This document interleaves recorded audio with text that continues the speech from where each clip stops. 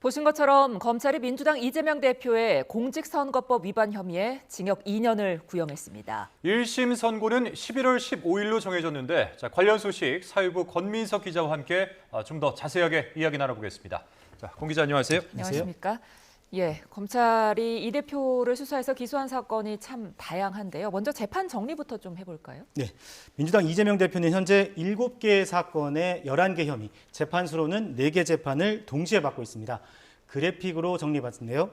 우선 서울중앙지방법원에서 3개 재판이 동시에 진행되고 있습니다. 이 대표 사법 리스크의 핵심인 위례신도시와 대장동, 백현동 개발 비리에 성남FC 불법 후원금 의혹이 병합돼서 형사합의 33부가 맡고 있습니다. 그래픽 기준으로 첫 번째에서 네 번째 줄까지가 합쳐져서 재판부 한 곳이 담당하고 있는 겁니다. 대장동 재판부인 형사 33부는 이와 별도로 위증교사 혐의 재판도 함께 맡고 있고요. 오늘 1심 결심이 있었던 공직선거법 재판은 형사합의 34부에서 심리해 왔습니다. 여기에 수원지방법원 형사 11부가 이 대표의 쌍방울 대북송금 의혹 재판을 주관하고 있습니다. 네, 잘 정리를 해주셨는데 이 가운데 이제 공직선거법 위반 혐의 1심 결심 공판이 오늘 진행된 거 아니겠습니까? 네, 이 대표 이 혐의를 좀 정리를 해주시죠. 네, 2022년 9월 가장 먼저 기소한 사건인데요. 검찰은 이 대표의 2가지 발언을 문제 삼았습니다. 역시 그래픽 보시겠습니다. 민주당 대선 후보 시절인 2021년 12월 22일 이 대표는 SBS 방송 인터뷰에서 대장동 개발 사업 핵심 관계자인 김문기 전 성남도시개발공사 개발 1처장을 알지 못했다는 취지로 발언했습니다.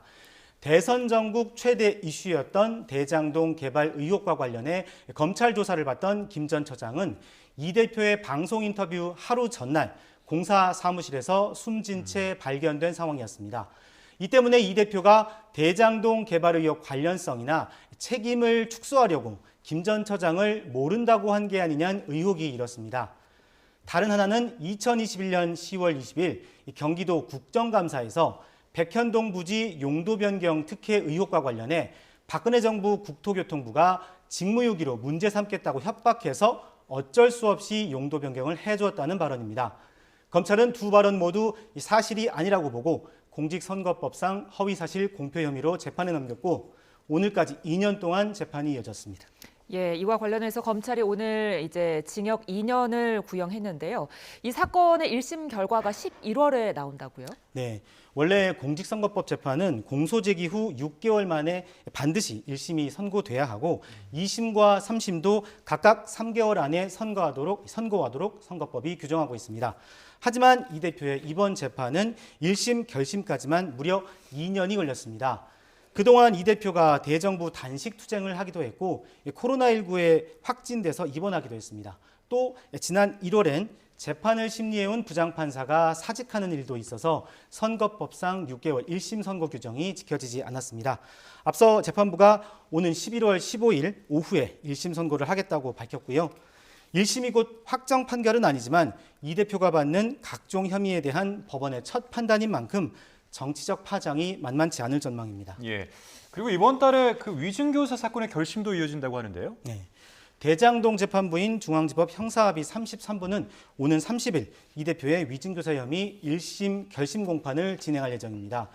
지난 2018년 이번과 별건으로 공직선거법 위반 혐의 재판을 받던 이 대표가 증인에게 위증을 요구했다는 내용인데요. 앞서 이 대표는 2002년 최초로 KBS PD와 함께 검사를 사칭해서 분당 백궁 파크뷰 의혹을 취재한 혐의로 벌금 150만 원을 확정받았습니다. 그런데 2018년 경기지사에 출마했을 당시 PD가 사칭하는데 옆에 있다가 누명을 썼다는 취지로 말해서 기소됐고 이 재판에서 김병량 전 성남시장 비서 김모 씨에게 거짓 증언을 요구한 혐의로 또다시 재판에 넘겨졌습니다. 요약하면 검사 사칭 사건 관련 증인에게 유리한 증언을 이 대표가 직접 요구했다는 건데 검찰은 이 대표가 증인에게 유리한 증언을 부탁하는 듯한 녹취를 법정에서 재생하기도 했습니다. 증인 김 씨가 이미 자신의 위증 혐의를 자백했고 지난해 이 대표의 구속영장 실질심사 당시 영장 전담 판사도 위증교사 혐의는 소명된다고 봤을 만큼 이 대표가 다소 불리한 처지에 있습니다. 오는 30일 결심이 이루어지면 1심 결과는 다음 달이나 11월쯤에 나올 것으로 보입니다.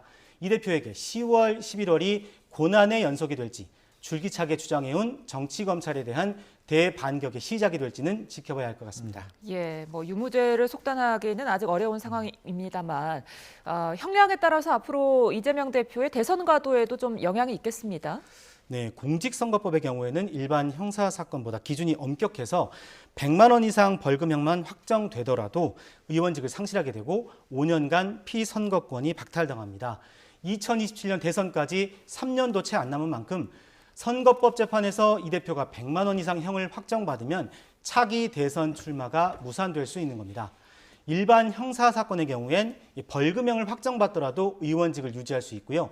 다만 금고 이상 형이 확정돼야 의원직을 잃고 형이 실효되기 전까지 대선 출마가 불가능해집니다.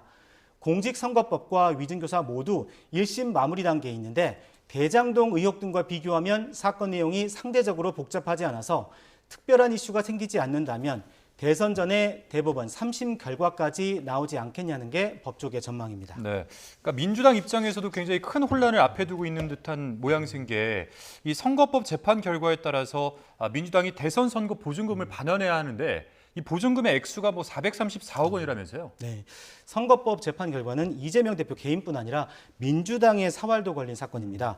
이 대표는 지난 대선 때 47.83%를 득표해서 선거 비용 431억 7천만 원과 기탁금 3억 원을 돌려받았습니다. 유효 투표의 15% 이상을 득표한 대선 후보에게 선거 비용을 보전해주는 선거법 규정 때문인데 선거법에는 당선 무효자의 비용 반환 조항도 있습니다. 선거법 위반으로 당선 무효형이 확정될 경우 대선 후보를 추천한 정당이 선거 비용과 기탁금을 반환하게 되어 있습니다. 결국 이 대표가 선거법 재판에서 100만 원 이상 벌금을 확정받는 순간 민주당이 지난 대선 비용 434억 원을 중앙선관위에 반환해야 하는 겁니다.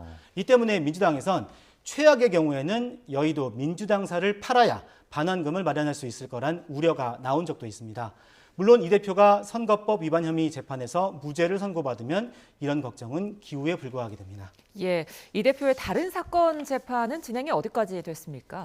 네, 이 대표 사법 리스크의 핵심인 대장동, 백현동 재판의 경우 아직 본 게임에 들어가기 전 단계라고 표현할 수 있습니다.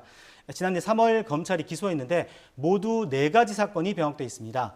위례신도시 의혹과 대장동, 백현동 의혹, 성남FC 후원금 의혹 가운데 이달 말까지 위례신도시 심리를 마무리하겠다고 재판부가 밝힌 상태입니다. 4개 중에 1개 심리를 끝내고 다음 달부터 대장동 심리가 시작될 예정이지만 1심 선고에만 수년이 걸릴 것으로 보여서 현실적으로 대선 전까지 판결이 확정되기는 쉽지 않아 보입니다.